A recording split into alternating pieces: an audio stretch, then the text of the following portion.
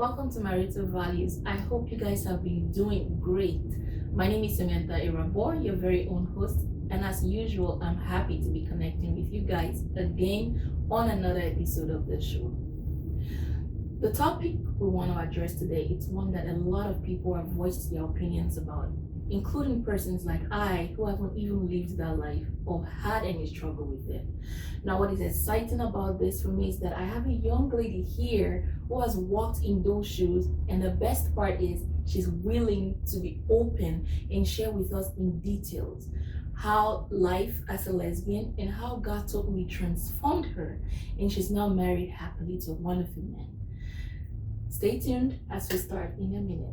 I am very passionate about marriage. I love it when relationship works. I love to see couples meet their expected goals and the vision that God put in them to do. However, marriage can be challenging.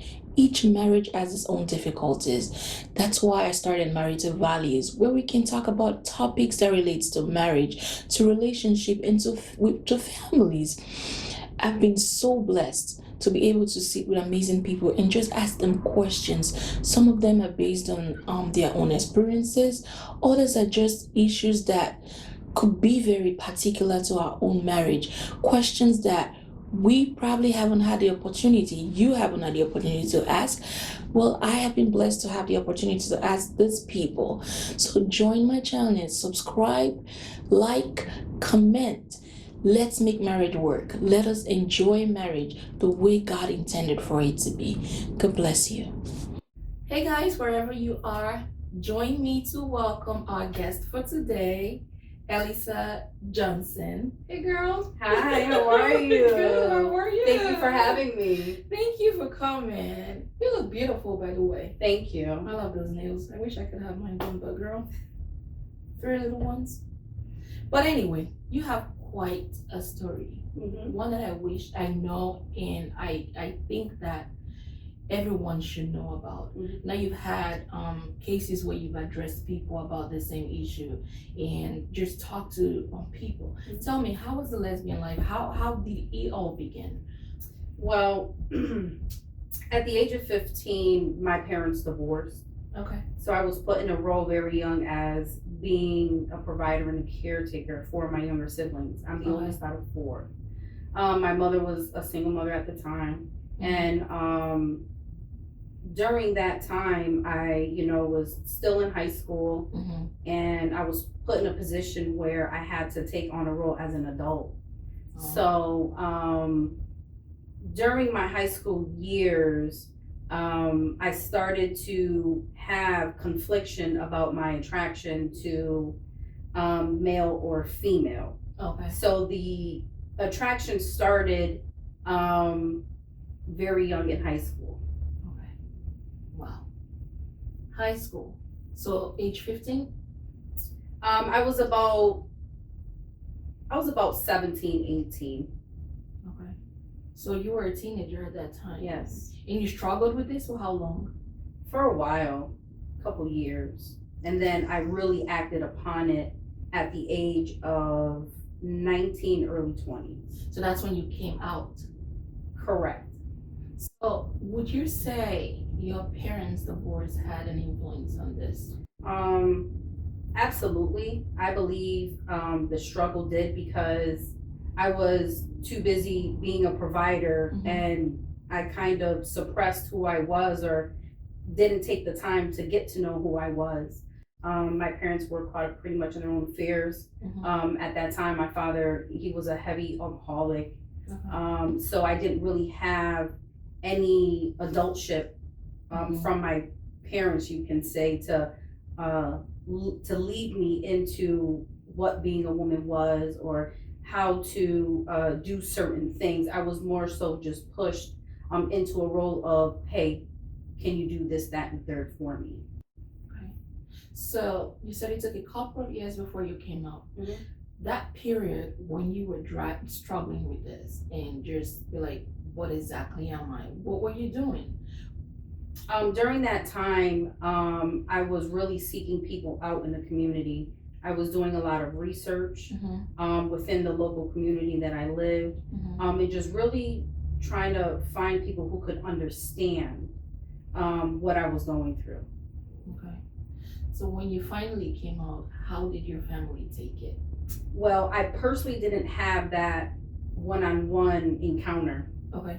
It was actually a family friend that found out and went Wow. to open that window before I can even say anything. So that took a drastic turn because it came from another source and not from the source, which was me, to come forth. But during that time, it was not taken well by my mother. Okay. My father, he took it okay. My grandparents at the time, they really didn't speak on it.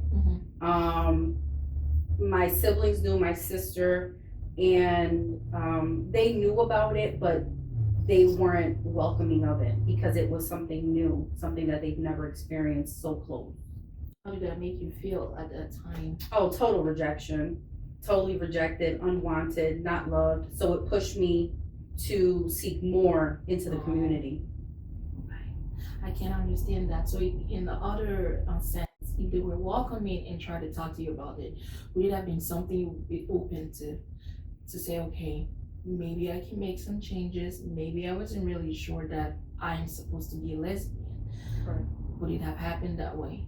Do you imagine that would have happened? If I would have had support goes a long way because it keeps you solid in your decision. And if that did occur, I believe I would have had some guidance towards, hey, let's try to figure this thing out together as a family. Absolutely. Tell me, how was that life for you? Oh, wow. You were a lesbian for how long? For up until 30. The lifestyle in itself, me as a person, I can say it was all fun and games when you were with the friends and going out clubbing and just having that type of interaction with people who understood. The LGBTQ, their motto is love. They're a community that it's a broken community trying to come together to find that love. I don't mean to cut you short. Talking about love, and I've witnessed a lot of them, a lot of people. I have friends who are like that. I've witnessed that they have the strong unity amongst them that I feel like the Christian community is lacking. Correct. Even speaking as a Christian now, and I feel like that's the way the devil attacks us because it sees that we're not really united. You see a Christian coming up to each other, but that is something that I've noticed is different with the gay community, and I wish we would adopt that love and that unity. We would do mighty things compared to what we're doing now. Correct. So how deep did you go? I went as deep as dating several women from all ages, different races. Wow. I engaged in a lot of partying, which led to drugs and drinking, going to gay pride, anything that had to do with LGBTQ. I was a full-blown activist. I was all for gay marriage at the time and equality. From same-sex adopting to same-sex marriage to increasing the LGBTQ to be accepted as heterosexuals. Oh, wow, that's something. Now let's talk about your feelings in all of this when you were a lesbian. Okay. Would you say you were totally happy? Like, were you fulfilled? Was it something that that it just gave you joy, or you could feel that something was lacking? There was no joy, and I completely felt a tremendous lack in everything and anything that I could have done. In relationship wise, at the time career wise, there was nothing fulfilling in the lifestyle that brought me to a wholeness, if that makes sense. It does. Now let's talk about how you came out. What prompted that? At the time, I was in a real terrible relationship with a woman, which she was heavily involved in drugs and alcohol. During that time, I had a friend, and she just randomly came and was just giving me the gospel. And at the time, I'm like, this is too much. I'm not ready for it. During that time, I just began to seek. There had to be something more than what I'm just living. This does not feel right. Wow. So I began to seek. Before in the LGBTQ, a lot of people can probably will get a lot of heat, but the occult is really attached to LGBTQ, and the reason is that the occult of the demonic is more accepting of everything than Christianity is. There's no rules, regulations. If you are who you are, come in, we'll accept you, not knowing that it's a very strong demonic hold to your soul. Wow. So yeah. So when that friend approached you, when did you finally agree to do whatever she was asking you to do, or at least try out whatever she was asking you to do? She was consistent for 2 months, and she would just come over, and I'm like, no, no, no. I began to just one day pick up the Bible and read, and I found a lot of situations where I was in and that I could relate, and I'm like, wow, this book is just like so on point with everything that I'm going through. But not only did that take place, I started to begin to feel some internal changes. And what I mean by that is that I began to lose desire for a lot of things that was just embedded in me. For instance, certain secular music, certain things that I did, such as dancing. I had everyone that I knew knows that I dance, and I had an all-girl dance group with my mother that we ran years ago. But that was something that I began to see that I lost interest in. I couldn't understand why. So when these eternal changes started to come about, then the struggle and the battle was real internally. One day she was like, hey, I'm going to a Bible study. I want you to come. At that time, I had lost my job. My relationship was on the verge of just like to no restoration. So I ended up going to her to this Bible study. And when I got there, I told her, I said, look, I can't just go in there. She's like, come as you are, come. Yeah. We're already here. We drove all the way over here. So when I get there and, I start to walk, towards the parking lot, and I said, I can't. And she's like, why? And I said, because these are God's people. They're going to be able to smell the sin off of me. She's like, come on, just come on. So I was like, just give me some time. So she gave me some time, and right after I just followed behind her. The minute I walked in this church, I felt this supernatural love that was waiting for me. Jesus. That captivated me.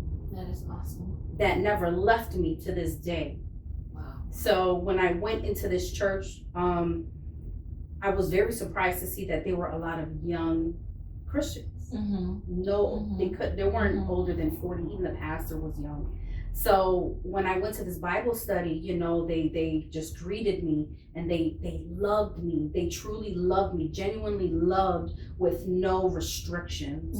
Like you didn't see any attitude or anything like that? It was no attitude. There was no murmuring. There was no looks. There was nothing of that sort. That's what true Christianity is about. Correct. That is what it is. Correct. If it's anything other than that, then it's not Christianity. Correct. And from that day forward, what ended up happening was they ended up praying for me.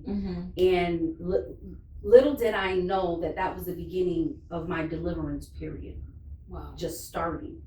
That night, they started to pray, and I began to manifest.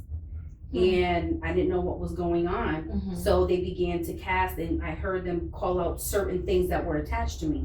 And I was just being open at the time, and I just let it just came all out.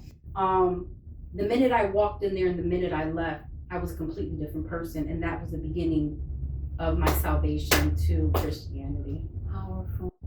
Yeah. That is amazing. That's an amazing testimony. Glory to God. It is. So the process of your transformation, and there are people who would encounter that, and maybe after a couple of days or weeks, they will go back to correct. Like, did that happen with you?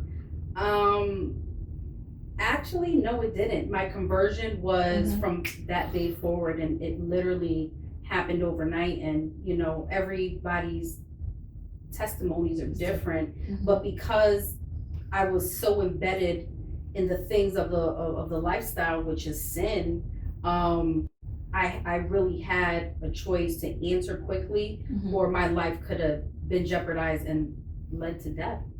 Wow. So, did you have like any support system, or maybe when you left the church, that was it? From that day forward, I ended up going back to that church. Okay. And I had a tremendous, great support system of women who embraced me and who loved me and saw something that I didn't see. I was in a state of brokenness and didn't know. I was confused. I was just a mess. But the support system of them raising me up and loving me was the top thing that we as believers should do, is to love no matter where you come from, because that's the medication to bringing us closer to God. And the support system that I had was amazing. And to this day, I still have them by my side. That's awesome. That is beautiful. You had shared with me before today how you were studying the Bible when you were trying to, and you actually see things from the Bible. I want you to talk about that. Okay. I know you're different people. Correct. Will probably be watching this, and I want them to hear it.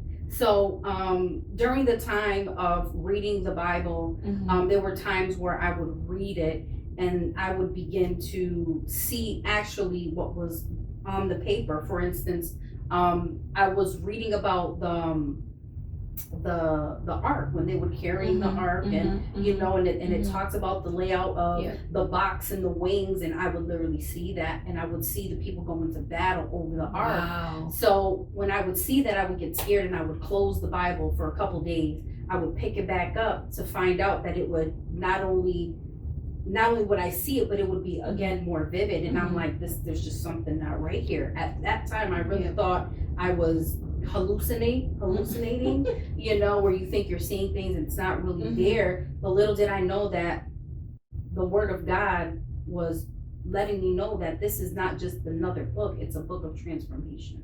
It's a book and of life. To this day, I get vivid things that go on, in the Word of God. You can read it, but when you actually see it, it's like, and at that time I didn't know who God was, or I always believed in Jesus was the Son of God, but it didn't go anything further than that until I decided to pick up and begin to read. And I wasn't filled with the Holy Spirit, so I was just seeing these things, but it was just something that little did I know was going to change my life completely.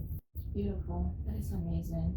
So after your transformation, did you go back to your family and tell them, hey, this is what happened to me, or you just let it be? So when I had my encounter with the Lord, because there was a time where I had went to church on Sunday.